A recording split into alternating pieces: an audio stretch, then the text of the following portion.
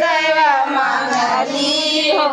घर में जाए के बेरिया आचारा पसार दया मांगली हो घर में जाए के बेरिया आचारा पसार दया मांगली हो घर में जाए के बेरिया देदा गुरु दया का गठरिया हो घर में जाए के बेरिया देदा गुरु दया के गठरिया हो घर में जाए के बेरिया गठरिया अपने बेटा ऊपर छोड़ली दया का गठरिया अपने बेटा ऊपर छोड़ली बड़े उनकर लामी उमारिया हो घर में जाए के बेरिया बड़े उनकर लामी उमारिया हो घर में जाए के बेरिया बड़े उनकर लामी उमारिया हो घर में जाए के बेरिया बड़े उनकर लामी उमारिया हो घर में जाए के बेरिया आचारा पसार दया मांगली हो घर में जाए के बेरिया आचारा पसार दया मांगली हो घर में जाए के बेरिया देदा गुरु दया का गठरिया हो घर में जाए के बेरिया देदा गुरु ज्ञान के गठरिया हो घर में जाए के बेरिया गठरिया अपने बहुरू पर छोड़ली दया का गठरिया अपने बहुरू पर छोड़ली बड़े उनके मांगे का सिंदूरवा हो घर में जाए के बेरिया बड़े उनके मांगे का सिंदूरवा हो घर में जाए के बेरिया आचारा पसारी दया मांगली हो घर में जाए के बेरिया आचारा पसार दया मांगली हो घर में जाए के बेरिया दया से गठरिया हो घर में जाए के बेरिया देदा गुरु ज्ञान का गठरिया हो घर में जाए के बेरिया दया के गठरिया अपने बेटा ऊपर छोड़ली दया के गठरिया अपने दमदा ऊपर छोड़ली बड़यन कर रोजी रोजगारवा हो घर में जाए के बेरिया बड़यन कर रोजी रोजगारवा हो घर में जाए के बेरिया आचारा पसार दया मांगली हो घर में जाए के बेरिया आचारा पसार दया मांगली हो घर में जाए के बेरिया देदा गुरु दया का गठरिया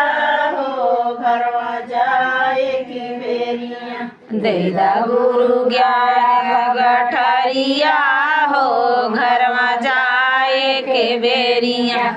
का गठरिया अपने बेटी ऊपर छोड़ली दया का गठरिया अपने बेटी ऊपर छोड़ली बड़े कर मांगी का सिंदूरवा हो घर में जाए के बेरिया बड़े उनके मांगी का सिंदूरवा हो घर में जाए के बेरिया आचारा पसार दया मांगली हो घर में जाए के बेरिया आचारा पसार दया मांगली हो घर में जाए के बेरिया देदा गुरु दया का गठरिया हो घर में जाए के बेरिया देदा गुरु दया का गठरिया हो घर में जाए के बेरिया गठरिया अपने पति ऊपर छोड़ली दया का गठरिया अपने ऊपर छोड़ली उनकर लंबी उमरिया हो घरवा जाए के बेरिया उनकर लंबी उमरिया हो घरवा जाए के बेरिया जरा पसार दया मंगली हो घरवा जाए के बेरिया जरा पसार दया मंगली हो घरवा जाए के बेरिया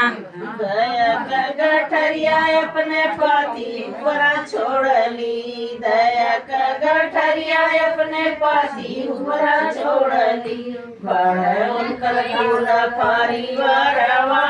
हो घरवा जाए के बेरिया बड़ उनकर कुल परिवारवा हो घरवा जाए के बेरिया चरा पसार दया मंगली हो घरवा जाए के बेरिया चरा पसार दया मंगली हो घरवा जाए के बेरिया वेदा गुरु दया का गठरिया हो घरवा जाए के बेरिया दैदा गुरु गया के गठरिया